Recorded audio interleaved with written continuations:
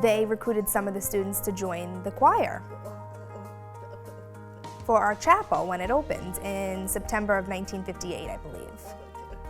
So I joined the choir.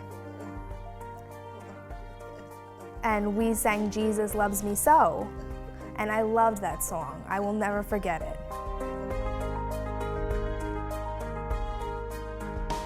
Milneck has had a rich history over decades. There was a group of fully committed Christians, Missouri Synod Lutherans, lay people and clergy that back in 1947 got together and said, we should do this. We should make a full commitment to helping deaf children. They actually mortgaged their homes to buy this beautiful 87-acre estate. And their hope had been that they would be able to serve deaf children. So the original building was a residential school. My parents wanted me to find God, and they knew that I could do that here. Other schools were very far away. When my mom found this school and found out that, they had a religious Lutheran portion of the education, we knew right away that this school was just wonderful. People who are deaf are just like you and I are, they just can't access spoken English. That barrier is such that something like 95 to 98% of people who are deaf or hard of hearing don't attend church, don't attend any church. And that's like 3 times the amount of people who are hearing who don't go to church. And we know it's a language issue, it's not a faith issue, it's not that they don't want to go to church. The pastor, Reverend Krause, taught all of us students about Jesus and having faith and how to have a strong faith in God, and that has helped me. What began here in Long Island now has grown into programs internationally. Currently, we are in 3 countries. We have Ethiopia, Jamaica, and then the South China area, the Hong Kong, that southern South China Sea area.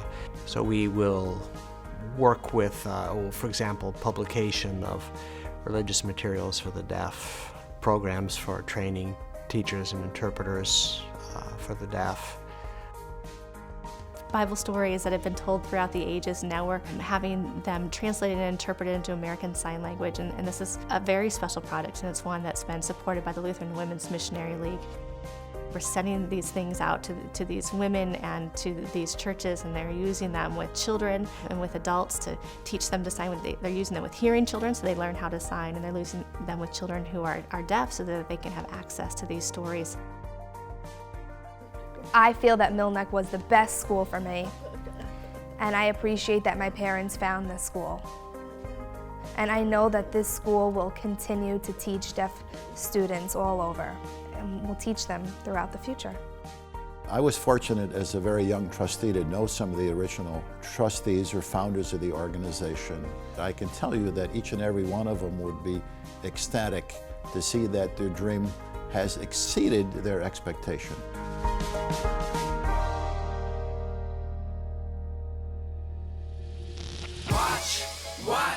Watch his hands.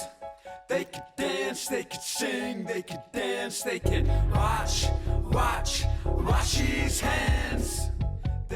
We've established a neat relationship with a group in Detroit, Michigan called DPAN, which is the Deaf Professional Arts Network. Really group of talented deaf people who produce music videos and make music accessible to deaf.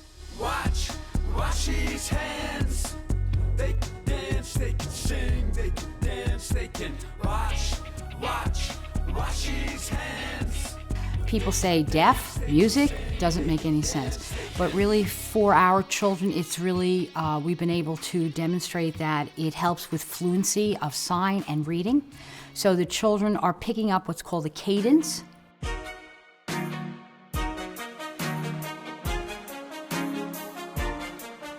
Milneck has been lucky enough to run some programs that are unique. One obviously is our literacy program. The other one is our auditory oral program, and as well our special needs classes. I ate speech, I needed, complained, but then I realized that it impacted now that I have a good voice. I'm able to communicate with the world. To the other students, I have the opportunity that no one was going to help me. No speech was provided, counseling, nothing. They hear everything I need is here. The national average for deaf children in literacy, they leave a school for the deaf reading about 4th or 5th grade level. So we said that wasn't acceptable. We tried to figure out a way to make sure that we could raise that bar. And when doing some research, we really felt that the literacy collaborative would work. Also, I think unique for us is both the music program and our vocational program. All the schools I've been to, I'm at the dean, him to nothing to do with music. They had a show, but music, nothing. So I think Manor will be the first school that I've done something with music. If I was not here, I would not be on any music videos or anything.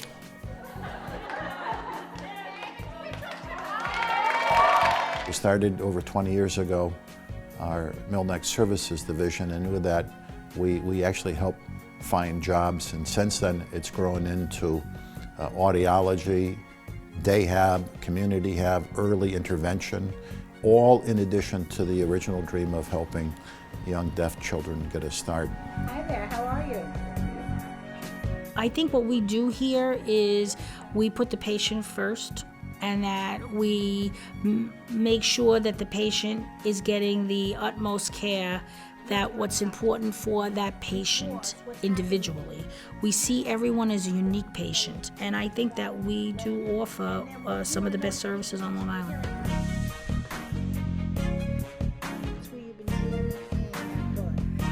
To be able to expose them to lifestyles outside in the community and what it looks like out in the real world. Often they don't see much and they don't see everything that we see. So the goal is for them to have the exposure and also to learn how to be independent, so this way they can grow as individuals. Some of them I've noticed are, as the first day they were very shy and they were very quiet, and now you can see how much they've opened up and are socializing and see all these different fun things to do. So the real goal is exposure.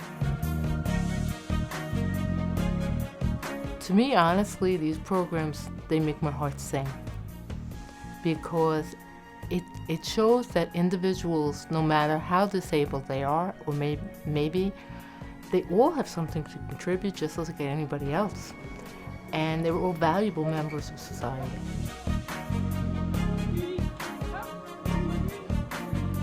You become fully engaged and fully committed when you see the wonderful work that is done here.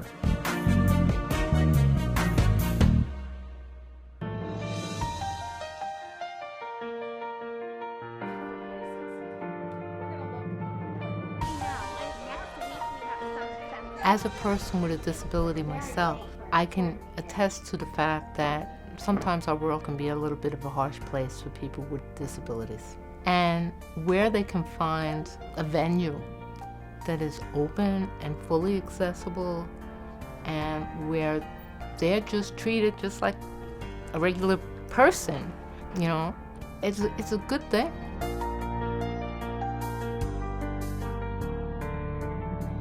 The mission will always be here forever. That will never go away. And it will definitely have a special effect on all the deaf students. It's so important.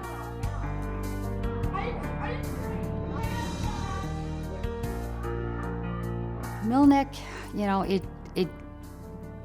it draws you because of their heart. I think people who come and visit will tell you that people really care here. It's not just the school people, but the whole organization. We really do care about what's happening to these children, how we can do better every single day. Things change. We want to be on the cusp. I think that you can count Milneck as one of the best schools, definitely in the Northeast, if not in the United States. We are known well enough for the education, the academic levels that we can be sure that our students are meeting now. And that's something very positive to be said about any school, but I'm very proud to say it's about Milneck. I think that every student who doesn't have the opportunity to come here and get the education here, because me, I've learned a lot. Language, exposure, everything came from here. So I should want to thank Katie and former people who kept the tour open for a long time. It's just a good tour to be in.